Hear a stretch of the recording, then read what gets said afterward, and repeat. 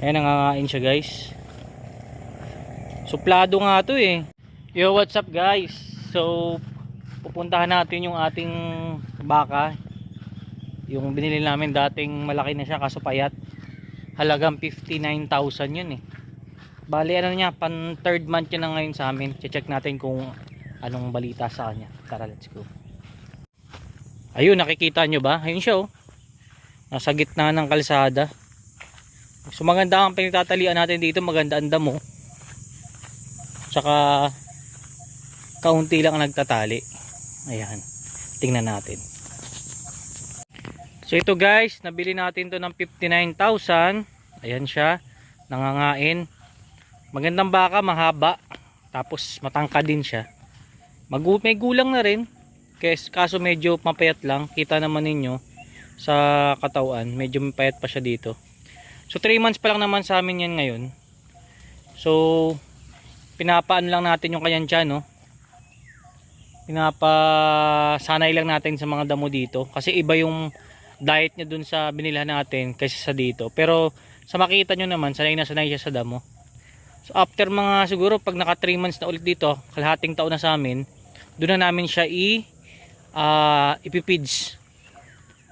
Ayan, matakaw na baka rin.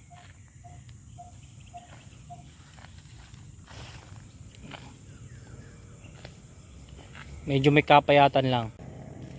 Minsan hindi mo malapitan. Grabe, busog na siya sa ano niya, oh, pagkain niya. Oh. Maganda ngayon bumili ng baka guys kasi unang sa lahat, ano na guys, maganda na yung damo natin ngayon. Kasi magtatag-ulan na eh. So pinaka the best na buwan na bumili ng baka, June. So bebenta mo ng mga summer, 'di ba? Sigurado yung kasi June, tubo na yung damo. Doon ka na mag-start mag-alaga. Hindi ka na mapapagod magkumpay kasi meron na sila tayong damong makukuhanan.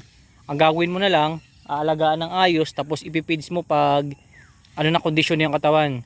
Make sure na mapurga mo tsaka may vitamin syempre. Isa sa importante rin. Ayan.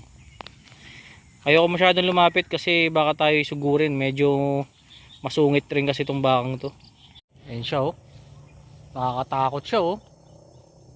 Para siya manunugod guys eh. Umiihi siya. 63,000 yung ano namin dyan. Yung binibenta sa amin ng yung ano, magbabiyahe kaso lang tinawaran namin ng ano. Nakuha namin ng 59.